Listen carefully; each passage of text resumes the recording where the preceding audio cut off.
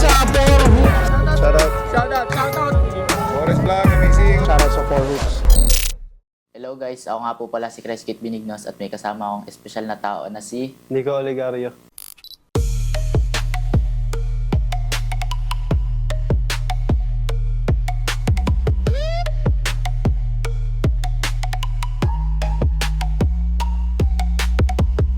So ngayon idol, kamusta ka naman lalo't maulan?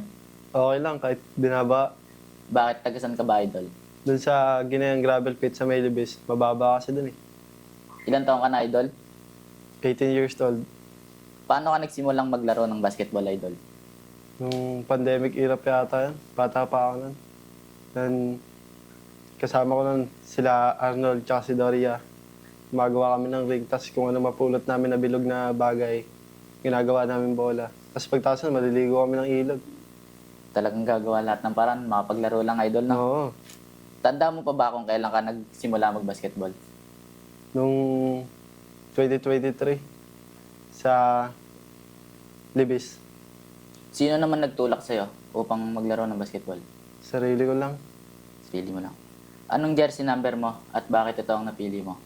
Number 11, kasi araw to ng importante tao sa akin. Pwede mo masabi sa amin kasi yun yung importante na yan. Ano, si Angela. Tanda mo pa ba yung unang ligang sinalihan mo? At ilang taon ka nun? Sa, sa Batang Civil League. Tapos, 15 years old yata ako nun. Batang sibil. Ngayon, meron ka bang ligang sinalihan? Meron sa, Ginayang Barkadahan. At anong team mo doon, idol? Sa Batang Civil pa din. Talagang sama-sama batang sibil, idol na walang Oo. iwanan. Ano ang routine na ginagawa mo sa isang normal na araw? Stretching lang, tas shooting drills. Paano mo naman na-i-handle ang pressure sa isang malaking laro? Tanggal ka ba lang, tas wag iisipin kung sino yung kalaban. Laruin lang yung laro. Focus Yun lang, idol. Ano yung pinaka hindi mo makakalimutang laban mo? Yung nag-asarang kami ni Denver sa loob ng court, yung nag-angasan kami sa Ginayang. Talagang trastuhan, idol yun, ha? Oo.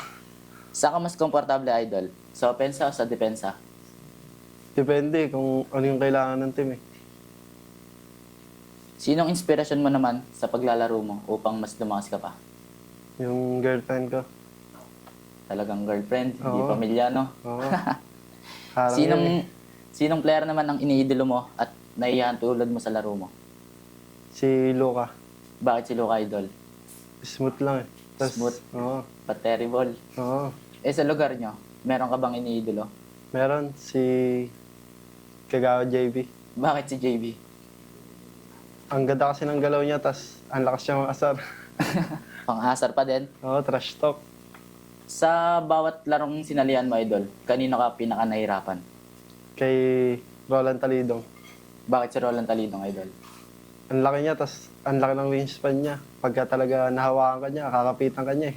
Yan lang talaga mahirap idol, mga makakapit na player, no? Hindi ka niya papakawalan eh. Ano naman mapapayo mo sa mga batang mag-uumpisa pa lang maglaro idol? Mapapayo ko sa kanila.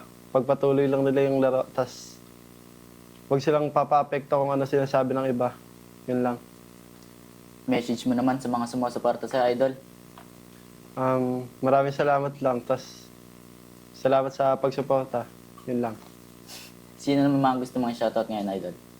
Una-una sa pamilya ko, tas kay Angela, pati sa mga tropa ko. Kila Arnold, kila Roberto Doria, kila Rich Martirez, sa coach ko, lalo-lalo sa 4 Hoops. Thank you. Yun lang idol, maraming salamat sa iyo. At maraming salamat po sa walang sawang panonood sa inyo. At sana isuportahan niyo po kami palagi. Yun lang po. Ano kasi? Ang lakas yung kulit nga. Lakas ng tama niya. Sabi ko siya, lakas mo ka sarili. Oh, pwede yun. Simula mag-basketball. Ulit, cut. Cut. Boss, pantay ka, boss. Walang Ulit, di ba sabi ko, ilang taon na. Ay, ulit. Ilang taon na.